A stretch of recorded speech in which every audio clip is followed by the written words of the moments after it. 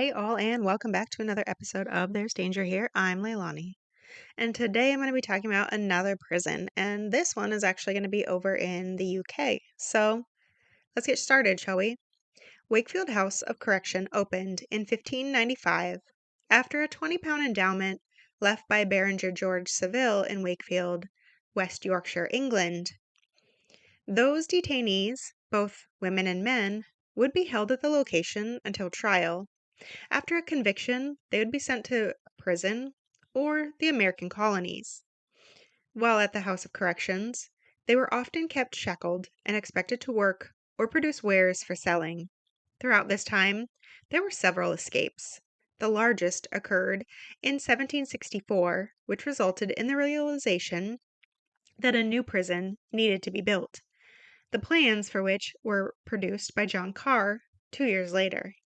Then, after July 1776, England was forced to change what they did with their criminals. Instead of sending them to America, they were then sent down under. Yes, that was a transition to send them to Australia. But by the early 19th century, this practice too was ended, and instead prisoners would be held in prisons on England's own soil.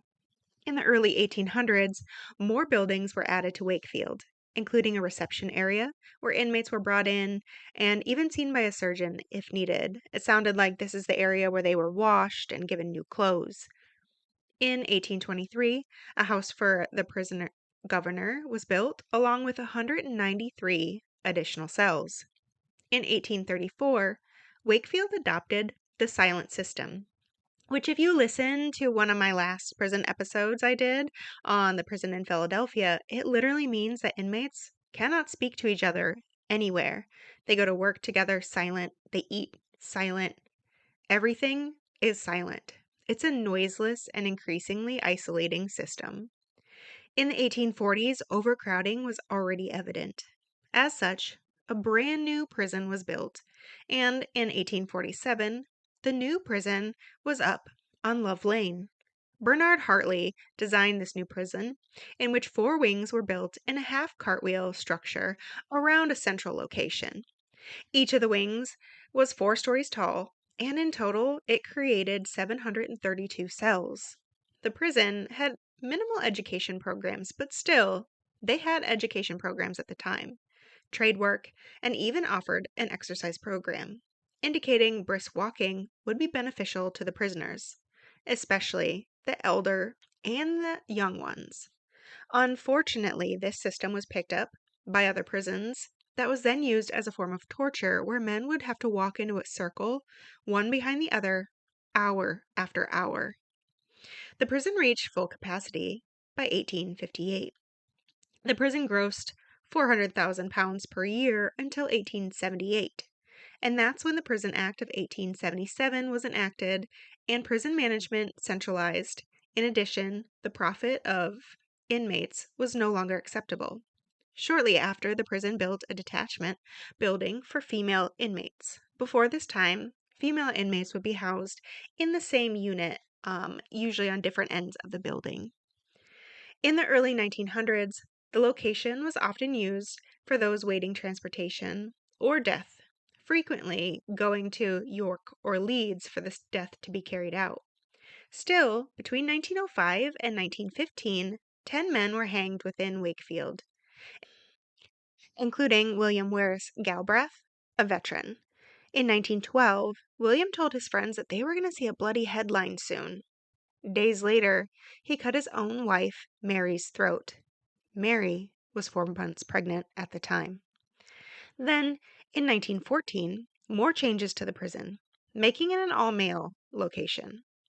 Then, in 1916, during the First World War, the prison was taken over by the War Office. The civilian inmates were all removed, and Wakefield acted as a military detention center.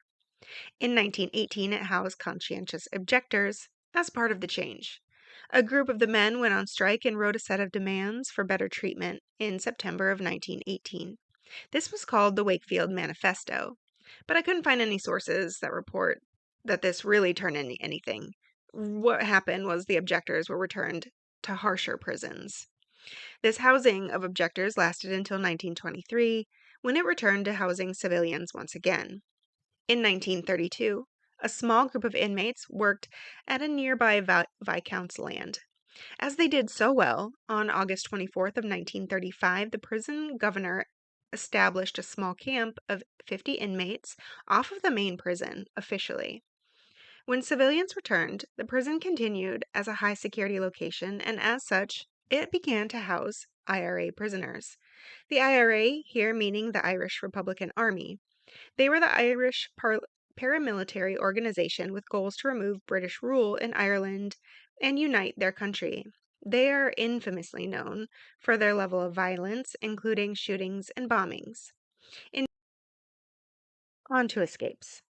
In 1952, Robert Harrington Sanders, convicted of the attempted murder of a detective constable, escaped. He was a stoker because he had good behavior, and so he would go out around 8 o'clock at night. One night when he was out on the yard, he simply threw a grappling hook over the wall and climbed to his freedom.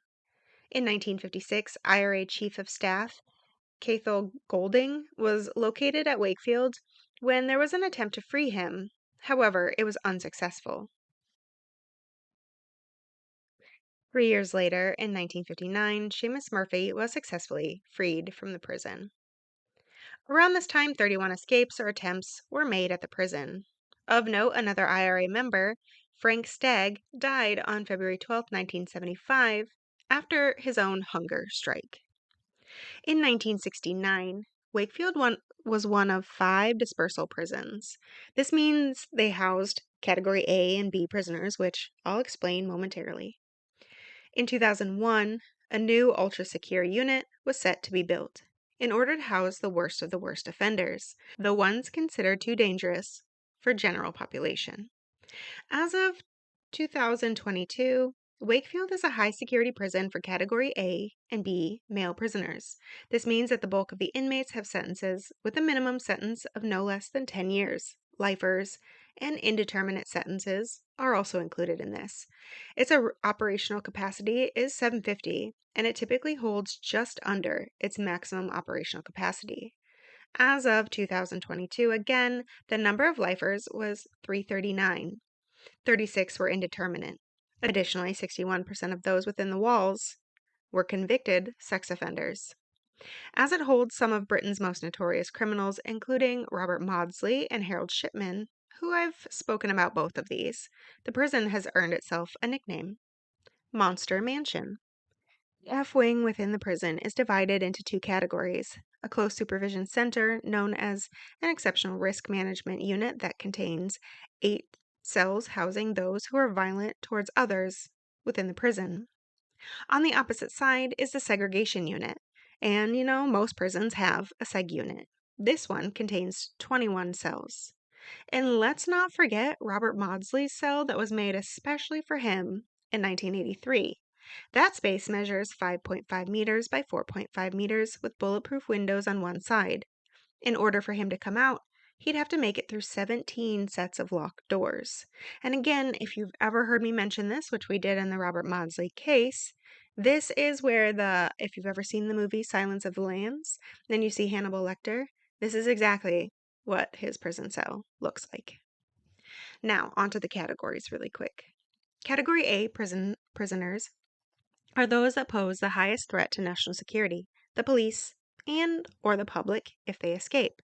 Some of the offenses that place them into the category are murder or attempted murder, rape or attempted rape, sexual assault, manslaughter, wounding with intent, kidnapping, and terrorism offenses.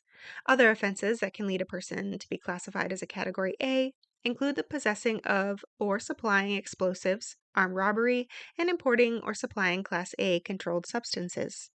Category B prisoners are not deemed as high risk as Category A, but they're still up there for risk. While it is a high security prison, visitation is still allowed.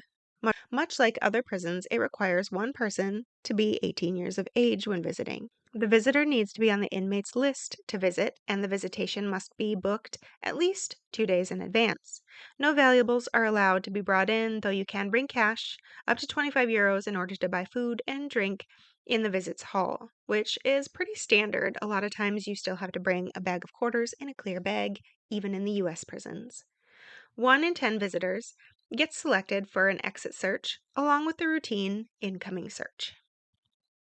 In recent events, more murders continue within the walls. Now, as I stated, this prison holds a lot of men convicted of sexual, child, or women crimes. Remember, at one point it was over half, it was 61%. Those who harm children are targeted throughout the world. This isn't just isolated to Wakefield. It just happens to be that there's a larger population here. A couple of the more recent murders include Ian Watkins and Kyle Bevan. C. Watkins was a singer for the Lost Prophets before pleading guilty to multiple child offenses, including attempted rape of a baby. He originally was arrested for drug possession charges, which led to this conviction after they looked over some of his electronic devices, is what it sounds like from sources, and for which he was convicted in 2013 and was serving a 29-year sentence. In 2023, Ian was held hostage and beaten for 6 hours by 3 inmates. He survived this ordeal. Then he was stabbed in the neck on October 11th, 2025, for which he did not survive. Bevan attacked his 2-year-old stepdaughter Lola James on July 20th, 2020, causing 101 separate injuries to her. In the reports that I could find, it sounds like when she was taken to the hospital, he claimed she fell down the stairs, and that the mom was actually never woken up about any of this when it was occurring in the house. She had her own sentence. 4 days later, little Lola succumbed to her injuries. Bevan was sentenced to 28 years. On November 5th, 2025, he was found dead in his cell. 3 other inmates have been charged with his murder. A recent inspection has noted a 62% increase in violence within the prison. Many sources stated that those, especially with child offenses, are speaking out about being afraid for their safety, which, if you know me, I don't have any empathy for these people. I'm all for chemical castration for those who harm women and children. Anyone who can sexualize an infant or a toddler shouldn't be out in society. It's the most depraved thing, and in prison, you kind of get what's coming to you. And for that, I'm never going to be sorry. But with that, that is the end of Wakefield Prison. To all those out there listening, be careful. It really is a dangerous world we live in.